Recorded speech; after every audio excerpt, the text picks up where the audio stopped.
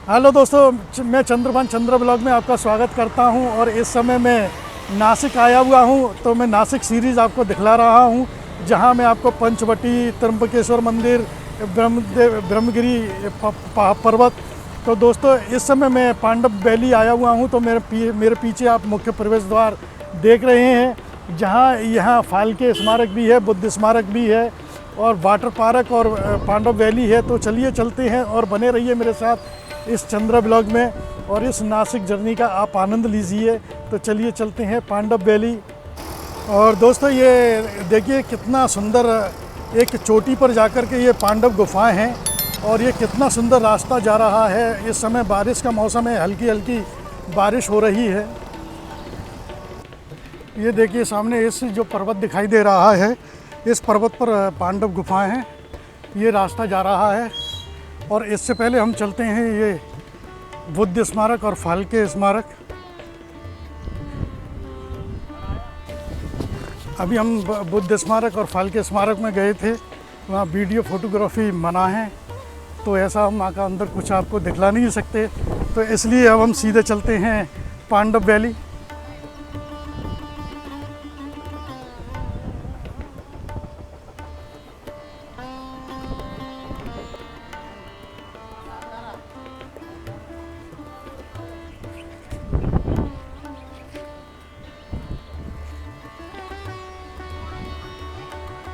यहाँ पर पांडव गुफा आने से पहले ये देखिए, यहाँ कुछ आपको स्टॉल वगैरह मिल जाएंगी खाने पीने की, लेकिन इस समय हम सुबह जल्दी आ गए हैं, तो अभी काफ़ी यहाँ स्टॉल बंद हैं।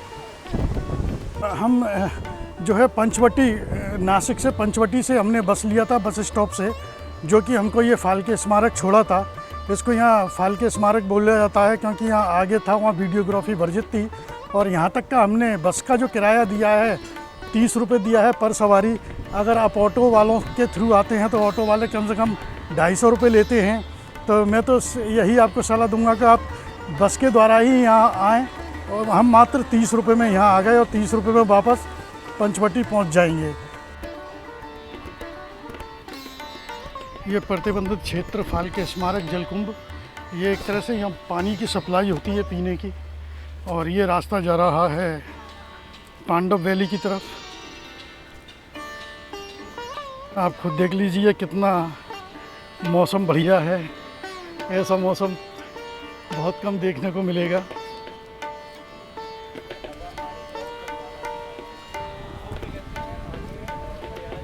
ये टॉयलेट है, लगता है यहाँ कोई टिकट विकट लगता है कि नहीं पता नहीं।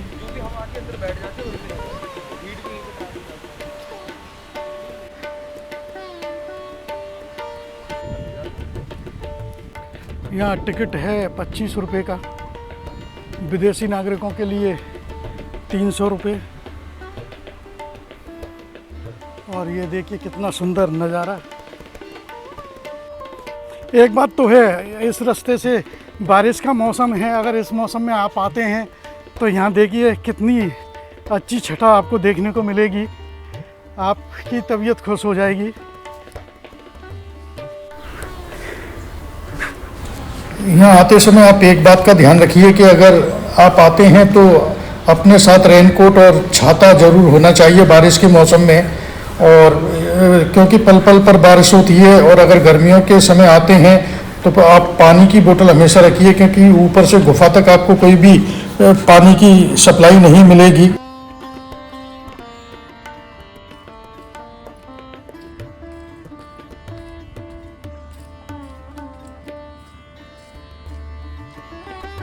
और ये हमारे साथी सचिन रजावत भरतपुर वाले अलग अपना व्लॉग शूट करते हुए।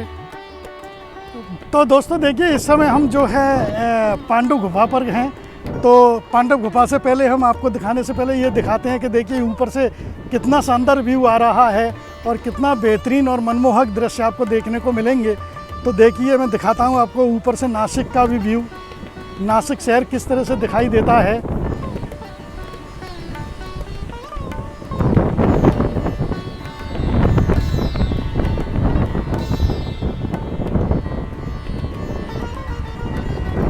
और ये नासिक शहर किस तरह से दिखाई देता है। और इस तरफ हमको जाना है ये पूरा पांडव गुफा के लिए। तो पांडव गुफा अभी हम चलते हैं और आपको भी दिखलाते हैं किस तरह से दिखाई देता है। देखिए मौसम किस तरह खुशनुमा। और ये नीचे आप देख रहे हैं आगरा बॉम्बे हाईवे।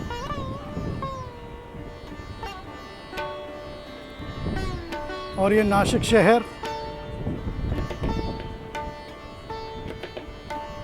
ये देखिए ये हम इस समय पांडव गुफा नासिक में हैं और ये पांडव गुफा का यहाँ से स्टार्टिंग होता है और ये सामान या मेंटेनेंस का काम चलता है। तो इस ट्रॉली के द्वारा यहाँ सामान आता है, पत्थर आते हैं, जो भी इन्हें मंगाना होता है ये केबल कार के द्वारा। तो दोस्तों की बारिश का तो मौसम है ही है और इतना सुंदर यहाँ आपको इस समय देखने को मिलेगा। ये देखिए कैब, हल्की हल्की बारिश हो रही है और पहाड़ों से पानी टपक रहा है।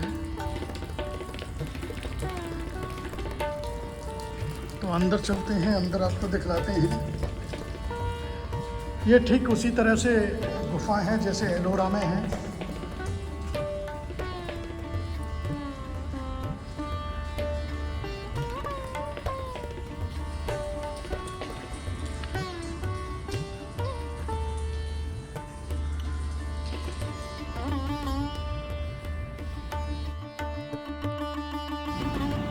दोस्तों इस पांडव गुफा के बारे में मैं आपको कुछ जानकारी देता हूँ। पांडव गुफा नासिक शहर में स्थित पांडव गुफाएं पांडव लेणी महाराष्ट्र की ऐतिहासिक और धार्मिक दृष्टि से एक महत्वपूर्ण धरोहर है। इन गुफाओं का नाम पांडवों के नाम पर पड़ा है, लेकिन ऐतिहासिक रूप से इनका संबंध बौद्ध धर्म से है, न कि महाभारत के पांडवों से। इन गुफाओं का निर्माण 3री शताब्दी ईसा पूर्व से 7वीं शताब्दी ईस्वी के बीच हुआ था। गुफाओं का संबंध बौद्ध भिक्षुओं से है जो ध्यान और साधना के लिए यहाँ रहते थे। इनका निर्माण सातवाहन, कट्टिय और यदव राजाओं के शासनकाल में हुआ था। कुछ गुफाओं में शिलालेख हैं जो पुलमावी सातवाहन शासक के समय से बताए जाते हैं।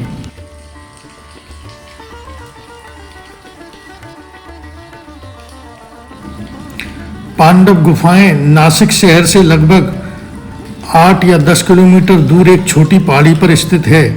इन्हें पांडव लेणी भी कहा जाता है। लेणी का अर्थ है गुफाएं। यहाँ कुल 24 गुफाएं हैं।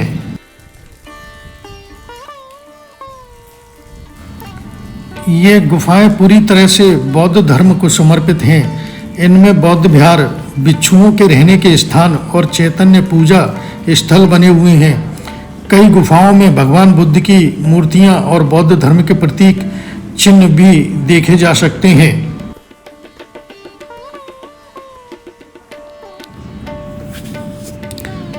तो दोस्तों ये गुफाएं चट्टानों को काटकर बनाई गई हैं। गुफाओं की नक्काशी, स्तंभ, प्रवेश द्वार और मूर्तियां अत्यंत सुंदर और कलात्मक हैं। कई गुफाओं में स्तूप, ध्यान कक्ष और जल संग्रहण की व्यवस्था भी है। दोस्तों ये पांडव गुफाएं एक लोकप्रिय पर्यटन स्थल है। गुफा एक ऊंचे पहाड़ी स्थान पर है जिससे वहां तक पहुंचने के लिए सीढ़ियां चढ़नी पड़ती हैं। लगभग आपको 300 या 400 सीढ़ियां चढ़कर गुफाओं तक पहुंचना होगा। यहां से नासिक शहर और आसपास का दृश्य बहुत सुंदर दिखाई देता है। जो आप ऊपर से पहाड़ी की चोटी से देखेंगे तो आपको बहुत ही सुंदर दृश्य नज़र आएंगे और आपको नासिक शहर की और वहाँ की जो चोटियाँ हैं उनकी खूबसूरती देखते ही बनती है।